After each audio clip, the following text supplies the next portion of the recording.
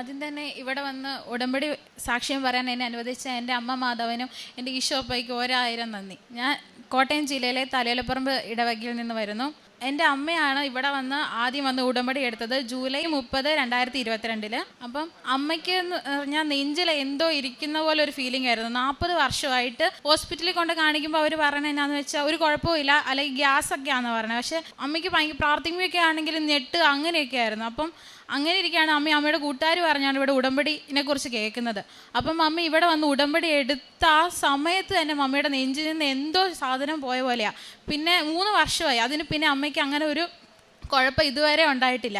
പിന്നെ അമ്മയുടെ ഉടമ്പടി എടുത്തു കഴിഞ്ഞിട്ടാണ് ഞാൻ ഇവിടെ വരുന്നത്.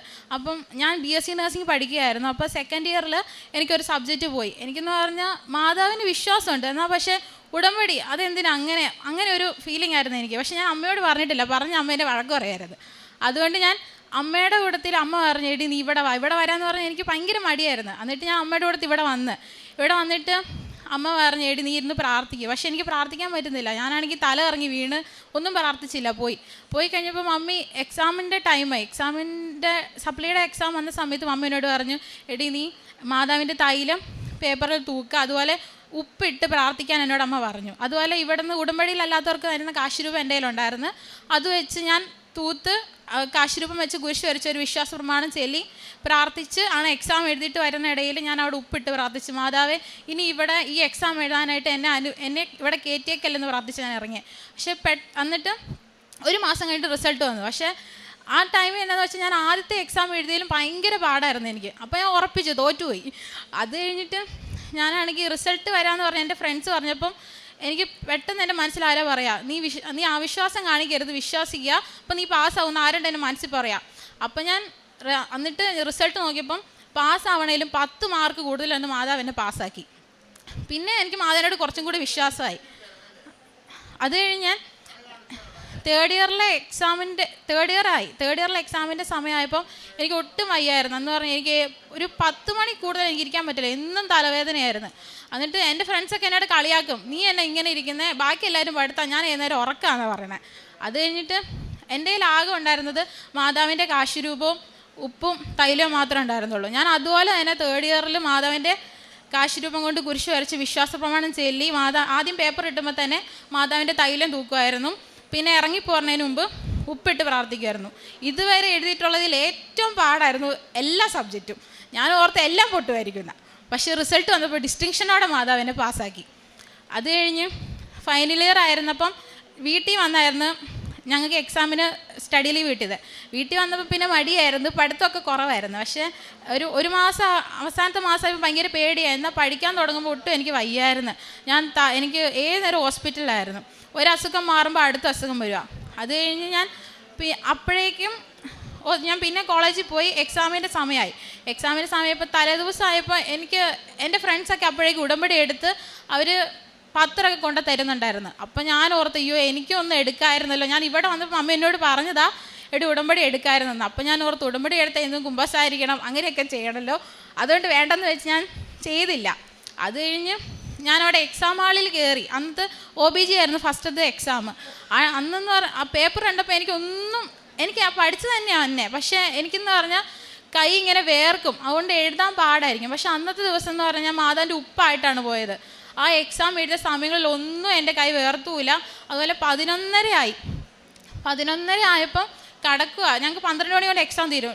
10 മാർക്ക് 2 കിടക്കുക, 5 മാർക്കും കിടക്കുക. ഞാൻ ഒന്നും എഴുതിയിട്ടില്ല. അപ്പോൾ ആരാണ്ട് എൻ്റെ മനസ്സിൽ നിന്ന് പറയാം, എടി അമ്മയുടെ പ്രതിഷേധത്തിൻ്റെ സാക്ഷിയായി എന്നെ ഉയർത്തണമേ എന്ന് പറയാൻ. പക്ഷെ ഞാൻ ആ പ്രാർത്ഥന ഇന്നവരെ കേട്ടിട്ടൊന്നുമില്ല. അത് പറഞ്ഞുകൊണ്ട് ഞാൻ കുരിശ് വരച്ച് എഴുതി. എനിക്കറിയില്ല 12 ആകണതിന് 5 മിനിറ്റ് മുമ്പ് ഞാൻ മൊത്തം എഴുതി കഴിഞ്ഞു. അത് കഴിഞ്ഞ് ഞാൻ അന്നും എക്സാം എഴുതി കഴിഞ്ഞപ്പോൾ ഇതുപോലെ തന്നെ അവിടെ ഉപ്പൊക്കെ ഇട്ടാണ് ഇറങ്ങി പോകുന്നത്. അത് കഴിഞ്ഞ് ഞങ്ങൾക്ക് പ്രാക്ടിക്കൽ എക്സാമിൻ്റെ സമയമായപ്പോൾ ഞാൻ എൻ്റെ ഹോസ്റ്റലിൽ എൻ്റെ കോളേജിലും മാതാവിൻ്റെ ഉപ്പിട്ടിട്ട് പ്രാർത്ഥിച്ചായിരുന്നു, മാതാവ് ഇതെൻ്റെ ഇങ്ങോട്ടേക്കുള്ള എക്സാം എഴുതണം, അവസാന വരവായിരിക്കണം, ഇനി ഇവിടെ എന്നെ എക്സാം എഴുതാനായിട്ട് കയറ്റിക്കല്ലേ എന്ന് പ്രാർത്ഥിച്ചിട്ട് പോയി. അപ്പം ഫെബ്രുവരിയിലായിരുന്നു റിസൾട്ട് വരുന്നത്. പക്ഷേ ഞാൻ ഒരു 10 ആകുമ്പോഴായിരിക്കും വരുന്ന പ്രതീക്ഷ. പിന്നെ അപ്പോഴാണ് മാതാവിനൊരു ഡേറ്റ് ഇട്ട് പ്രാർത്ഥിക്കാമെന്ന് കേട്ടത്. അപ്പോൾ ഫെബ്രുവരി 6 ഞാൻ വെച്ചു. ഫെബ്രുവരി 7 വെച്ചു. ഒരിക്കലും അന്ന് റിസൾട്ട് വരികയല്ലെന്നായിരുന്നു പറഞ്ഞത്. പക്ഷേ പെട്ടെന്ന് ഒരു വൈകുന്നേരം 6 മണിയായപ്പോൾ അന്ന് റിസൾട്ട് പബ്ലിഷ് ചെയ്യുമെന്ന് പറഞ്ഞു. അപ്പോഴേക്കും എനിക്ക് വിശ്വാസമായി ഞാൻ പാസ്സാവുമെന്ന്. എന്നിട്ട് റിസൾട്ട് നോക്കിയപ്പോൾ ഫസ്റ്റ് ക്ലാസ്സോടെ മാതാവ് എന്നെ പാസ്സാക്കി. പിന്നെ അതിനു മുമ്പാണെങ്കിൽ കുമ്പസാരിക്കാന്ന് പറഞ്ഞാൽ എനിക്ക് ഭയങ്കര മടിയായിരുന്നു. എന്ന് പറഞ്ഞാൽ കുമ്പസാരിക്കും, ഒരു 2 മാസമൊക്കെ കൂടുമ്പോഴേ കുമ്പസാരിക്കത്തുണ്ടായിരുന്നുള്ളൂ. പക്ഷേ ഉടമ്പടി എടുത്തതിന് പിന്നെ ഒരു 2 ആഴ്ച കൂടുതൽ പോകുകയില്ല. അതുപോലെ ഇപ്പോൾ ഒരു 2 ആഴ്ചയോ 3 ആഴ്ചയൊക്കെ കഴിയുമ്പോൾ പിന്നെയും കുമ്പസാരിക്കാൻ ആരാണ്ട് എനിക്കൊരു ഒരു തരുന്ന പോലെയായിരുന്നു. അങ്ങനെ അതുപോലെ അന്ധവിശ്വാസങ്ങളും അതൊക്കെ ഉണ്ടായിരുന്നു. എനിക്ക് ഇവിടെ വന്ന് ആദ്യം ഉടമ്പടി എടുത്ത് വീട്ടിൽ ചെന്നപ്പോഴേ എൻ്റെ തിരി ഒടിഞ്ഞു പോയി. ഞാനപ്പോൾ ഓർത്ത് മാതാവിൻ്റെ എന്നെ വേണ്ടായിരിക്കുന്നു.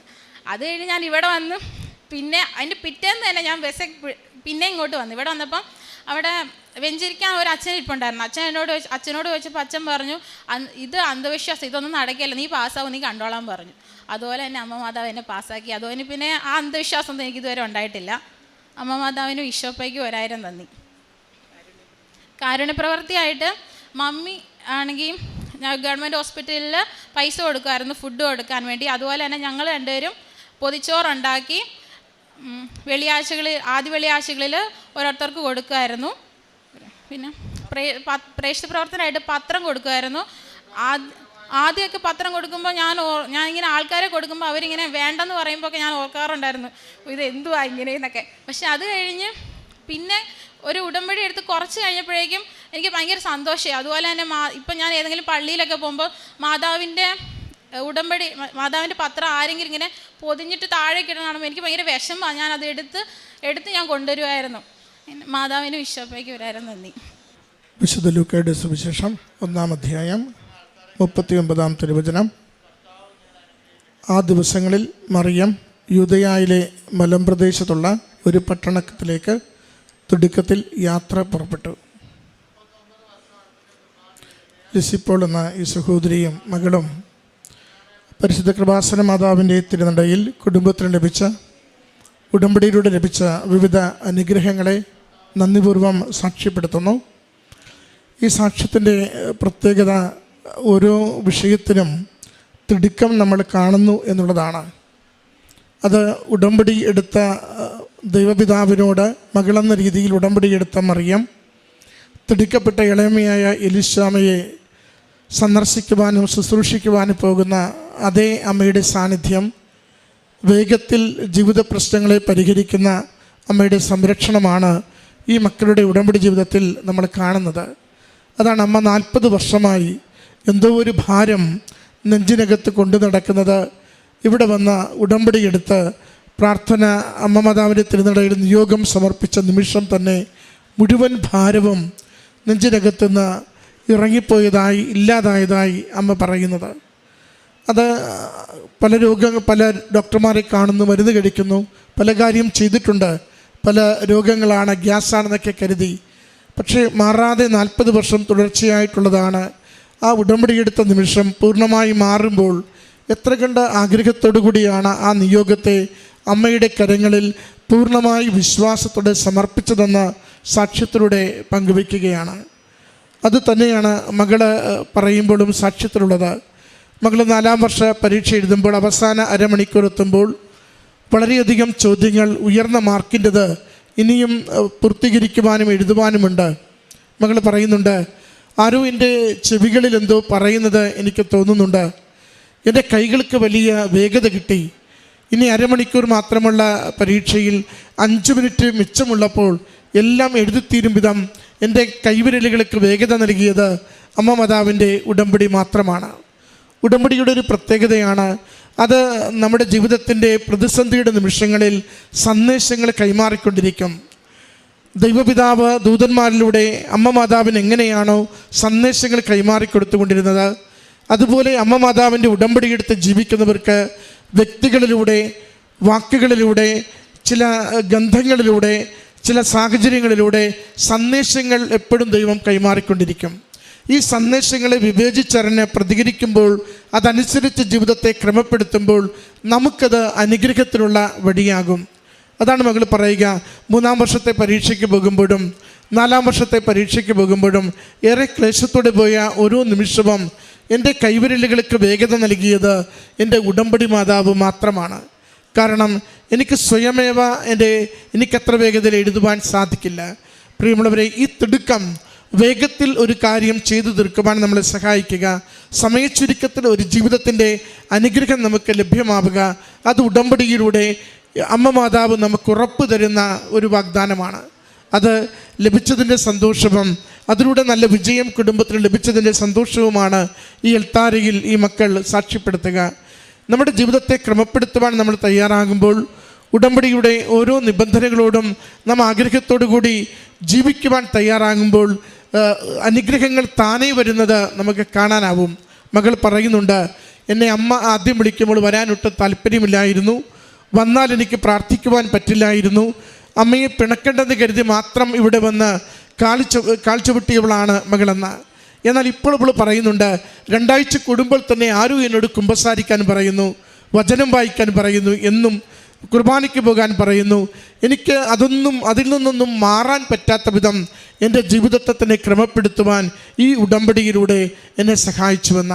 പ്രിയമുള്ളവരെ, പഴയ ജീവിതത്തിൽ നിന്നും ഒരു പുതിയ ജീവിതത്തിലേക്ക് ചുവട് വയ്ക്കുവാൻ നമ്മൾ തീരുമാനിക്കുന്നുവെങ്കിൽ അമ്മ മാതാവിനെ ഏറ്റവും സുന്ദരമായി കൂടെ കൂട്ടുവാൻ നമ്മളെ സഹായിക്കുന്നതാണ് മരിയൻ ഉടമ്പടി ജീവിതം. അത് നമ്മുടെ കൺസേൺസ് മാറ്റിത്തരും, നമ്മുടെ പ്രയോറിറ്റീസ് മാറ്റിത്തരും.